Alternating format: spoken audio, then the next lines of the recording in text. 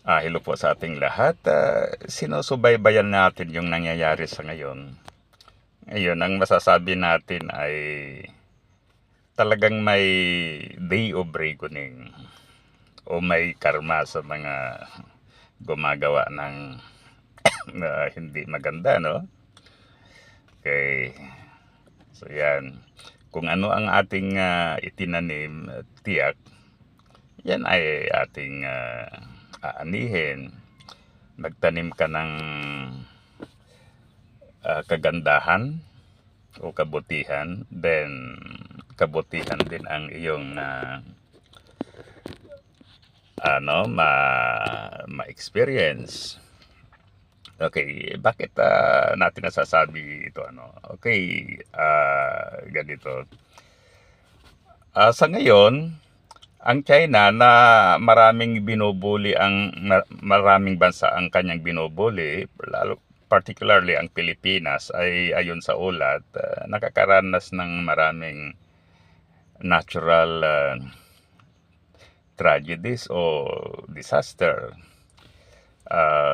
In addition to that, marami daw yung mga multinational companies na nakabisa sa China ang umaalis.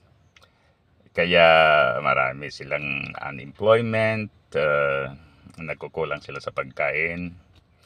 Okay, so yun ang mga nasasagap natin, kasi nga, imagine, gustong sakupin ang karagatan ng West Philippine Sea. Okay, pati yung mga karagatan na sinasabi na para sa Pilipinas.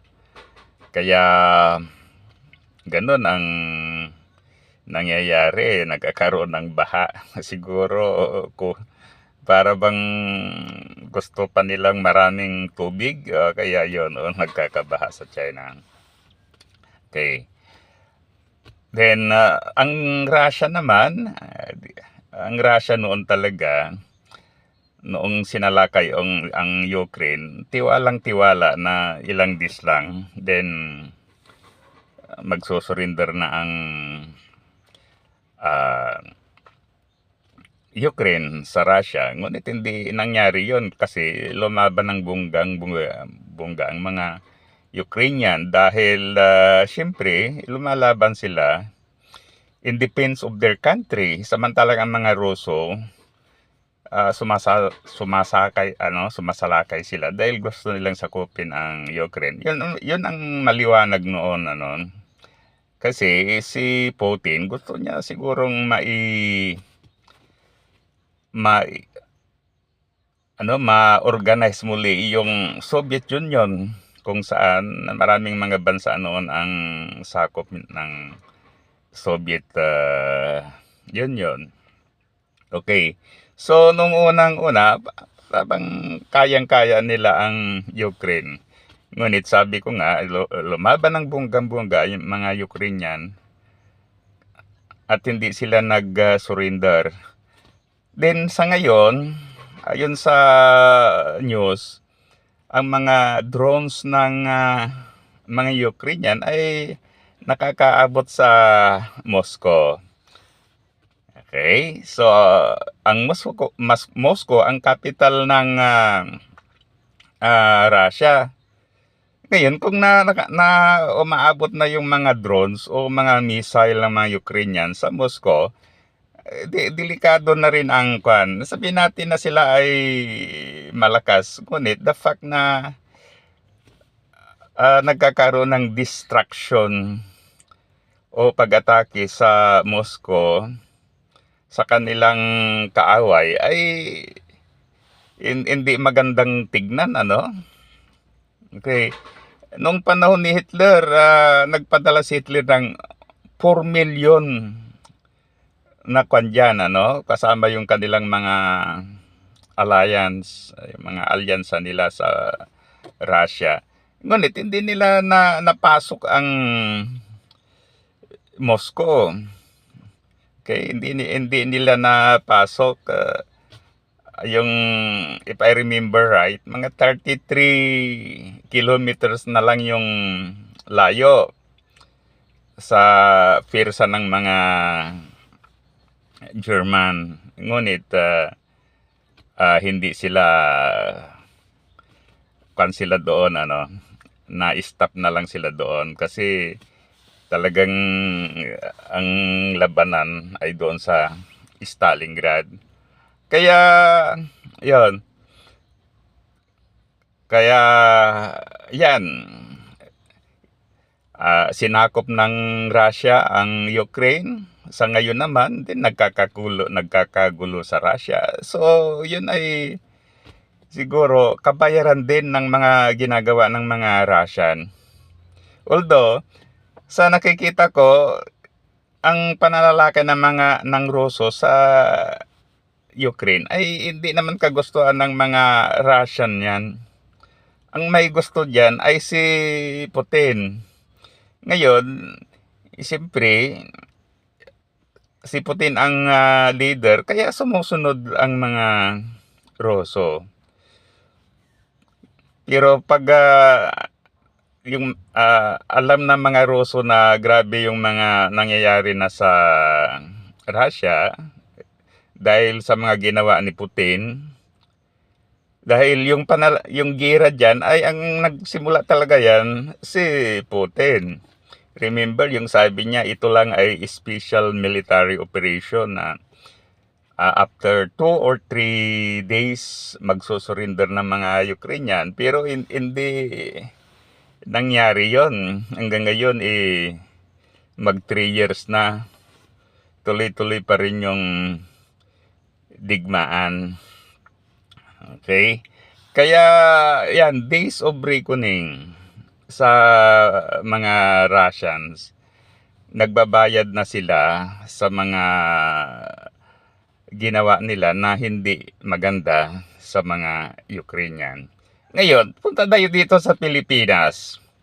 Ang tignan natin ang situation ng mga Duterte. Sa palagay ko, ito na yung days of reckoning ng mga Duterte. Okay? Ako'y naniniwala na marami din mga magagandang bagay ang nagawa ng mga Duterte. Kasi sa nakikita ko, si President Duterte, talagang mayroon siyang political will. Kung ano ang ginusto, yun talagang nasusunod. Just like, limbawa, yung paglilinis doon sa Boracay noon. Kung walang strong na political will ang kanyang administration noon, hindi mangyayari. But then, yon talagang na-postro. Marami mga project din na napostro sa mga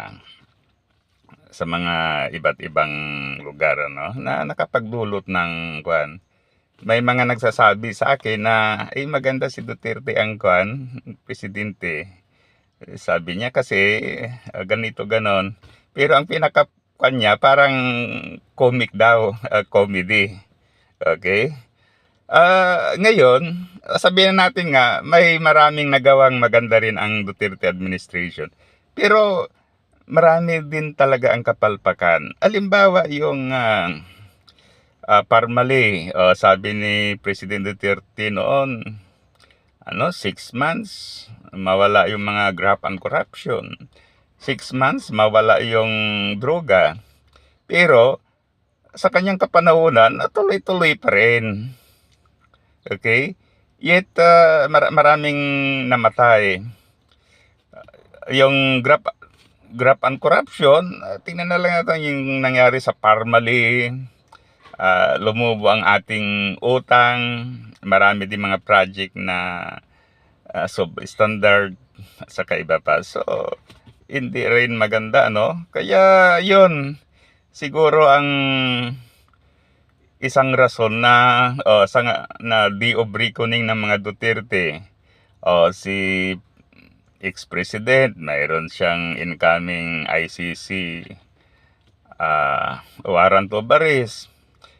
Si Duque, si Roque, ganon, nagtatago dahil talagang sure involved siya sa pugos.